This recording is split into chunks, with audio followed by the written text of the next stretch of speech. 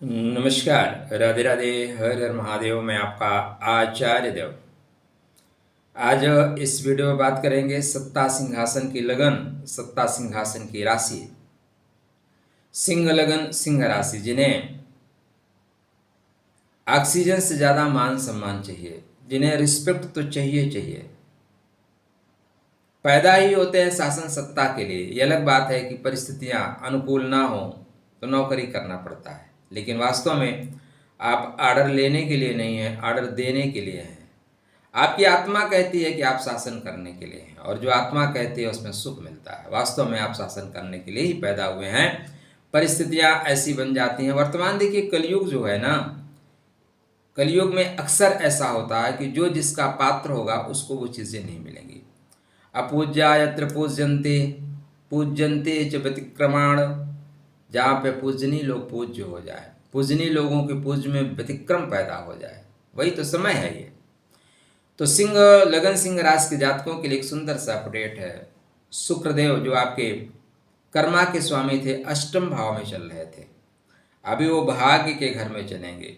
स्थान का बहुत महत्व होता है। आप किस स्थान पे हैं, गर्मी पड़ रही है, आप रेगिस्तान में हैं, परेशान रहेंगे।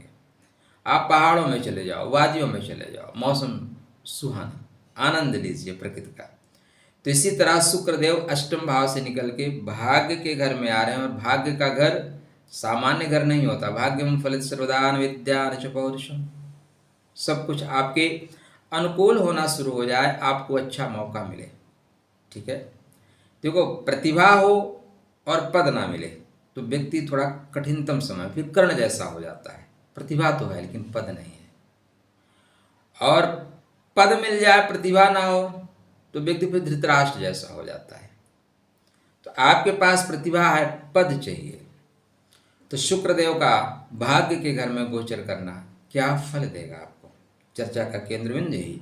चर्चा आरंभ करें मित्र, उससे पहले विनम्र अनुरोध, अभी तक चैनल को सब्सक्राइब नहीं कर रखा है तो कृपया कर लीजिए। शुक्र लक्ष्मी पुत्र, शुक्र लग्जरियस, शुक्र धन के कारक, और इस युग में धनात धर्म, धन से ही धर्म है। यश टका नास्ति सह टकटकायते, जिसके पास पैसा नहीं है वो प्रतिभाशाली होकर भी देखता रहता है। आप देखें, बहुत से बच्चे एमबीए किए हुए या बड़ी बड़ी डिग्री लेके छोटी छोटी नौकरियों में हैं। वर्तमान में आप कभी प्राथमिक विद्यालय में जाइए, बहुत टैलेंटेड बच्चे नौकरी कर रहे हैं। वो पीसीएस बनने की क्षमता से युक्त हैं, लेकिन नहीं, पहले कैरियर को सेफ करना है, इसलिए उन्होंने प्राइमरी की नौकरी में अपने आप को खपा दिया। ठीक है, तो यहाँ पे आपके भाग्य आपको सपोर्ट करेगा, अवसर आपको मिलेंगे। कर्म का स्वामी जब भाग्य के घर में हो, भाग्य का स्वामी कर्म से संबंध बना ले तो राजपत्रित अधिकारी बनने के योग बनते हैं। तो यहाँ पे राजपत्रित अधिकारी आप गोचर में बन जाएंगे, ये मैं नहीं कहता। देखो मित्र, आप गोचर है, 101% सत्य भविष्यवाणी नहीं है, और ऐसा होता भी नहीं। महादशा अंतरदशा आपके ऊपर बहुत ज्यादा प्रभाव देती है। महादशा मतलब केंद्र सरकार, अंतरदशा मतलब राज्य सरकार। अगर ये आपका सपोर्ट करती हैं तो बहुत से काम आपके बनने शुरू हो जाते हैं। अगर ये सपोर्ट नहीं करती तो गोचर कुछ नहीं कर पाता। एक मौसम का ठंडा झोंका आएगा और चला जाएगा, बस आप कुछ समय के लिए अनुभूति करोगे कि बेहतर हो रहा है। इसलिए प्लीज महादशा अंतरदशा से बैलेंस बना के चलना शुरू करिए।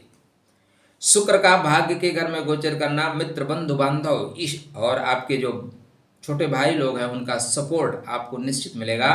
आप पुरुषार्थ की वजह से भाग्य के बंद दरवाजों को खोल देने की क्षमता से संयुक्त होंगे, इसमें कोई संदेह नहीं है। कर्म का स्वामी भाग्य के घर में, सीधा सा मतलब है आपके काम में भाग्य सपोर्ट करेगा। छोटा सा स्थानांतरण तो मैं नहीं कहूँगा, लेकिन छोटा सा मूवमेंट भी दिखाई दे रहा है। ऑफिस के काम के लिए कहीं भेजे जा सकते हैं, भाई जाओ घूम के आओ, ये काम करके आओ, टीडी आपको जाना पड़ सकता है। फायदा क्या होगा कि आप जिस काम के लिए जा रहे हो वहाँ पे लोग आपको सपोर्ट करेंगे। कभी कभी होता है जब हम जाते हैं तो वहाँ लोग हमें रिसीव ही नहीं करते, कभी होता है लोग वेलकम करते हैं, प्लीज़ सर आइए, वेलकम, आपका इंतजार था। तो आपको लोग वेलकम करते हुए नजर आएंगे। तो श्रेष्ठ अवसर है पिता से, सरकार से, ऑफिस से लाभ लेने के लिए। स्टार्टिंग कहाँ हो रही है? धर्म के घर में। धर्म और अच्छति रक्षित, धर्म के कार्य करिए, धर्म से स्टार्ट करिए। जो श्री गणेशाय नमः आपका होगा ना, वो धार्मिक कार्यों से होगा। कहीं ना कहीं धार्मिक अनुष्ठानों में भाग लेने का, मित्र या बंधु बांधवों के यहाँ जाने का आपको सौभाग्य मिलता है। देखिए, ये जो धार्मिक अनुष्ठान है, इसको सौभाग्य मानिए। वहाँ पे मंत्रोच्चार होता है, पवित्र कार्य होते हैं। अगर उसमें आपकी उपस्थिति होती है तो आप भी पवित्र होते हैं। हाँ, आजकल चूँकि वो पवित्रता खत्म हो गई।